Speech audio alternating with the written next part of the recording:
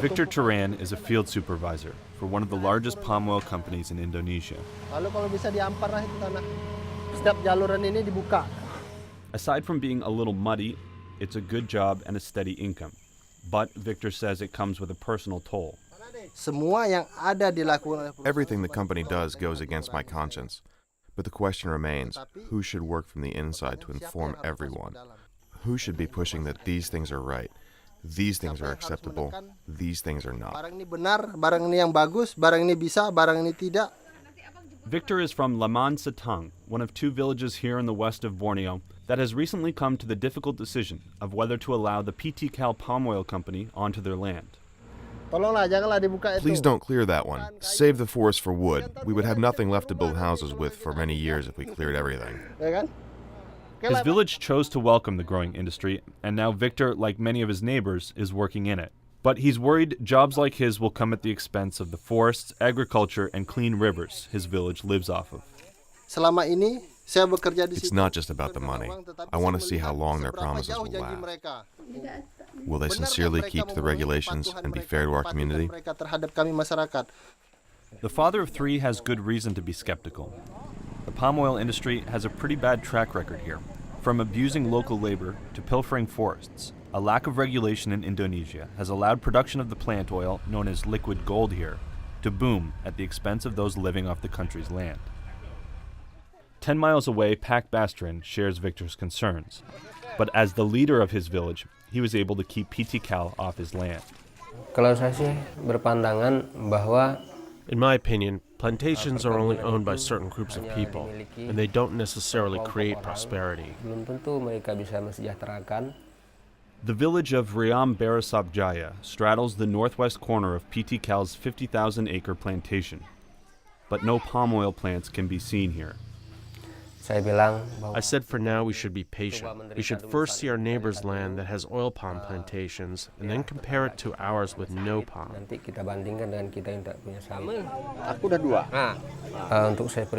this day, I've never changed my mind. Bastrin is no stranger to making profit off of nature. He earned a good living in the 90s running a logging company that illegally cut down trees. I don't know how many trees I cut down. A countless number.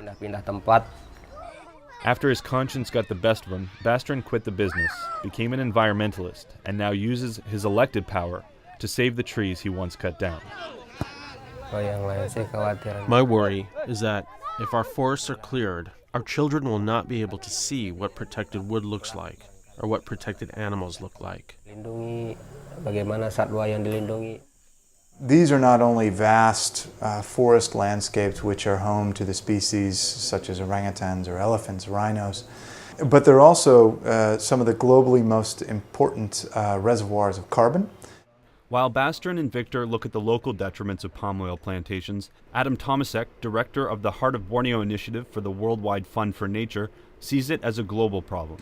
Sustainably managing the forests and the carbon stocks that they contain here in Indonesia is not only important locally, not only important regionally, but an extremely critical factor in the global approach to dealing with climate change. According to the WWF, palm oil can be found in about half of the packaged food in a grocery store. The effects of mass-producing this commodity got global attention a few years ago, after Greenpeace launched an investigation into Sinar Mas, a major player in the industry. In the report, the Indonesian conglomerate was accused of cutting down important wildlife preserves and illegally planting on peatlands, thereby distributing vast amounts of carbon into the air. As a result, Sinar Mas lost major contracts with Unilever, Kraft, and Nestle. What we consider we are doing already good practices, but we would like to recheck again whether anything that we can improve from there.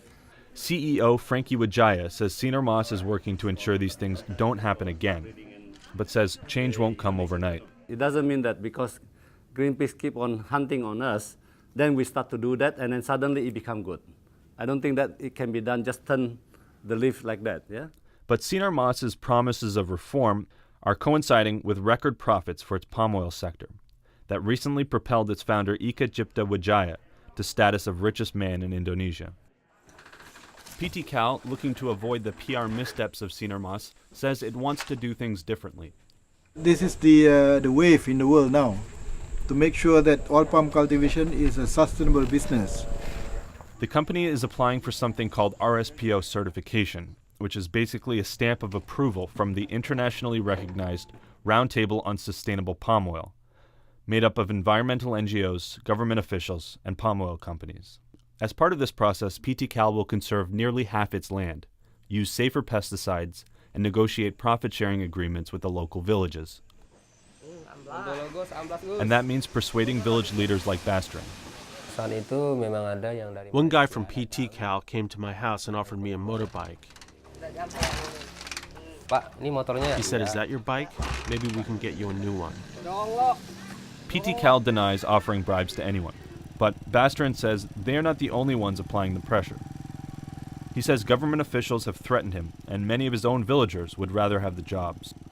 Despite the pressure, he has held the company off their land for now. But with a local election around the corner, he's not sure how much longer it can last. I'm not optimistic because I don't know how the next leaders will think. Perhaps the future leaders won't have the same views as me.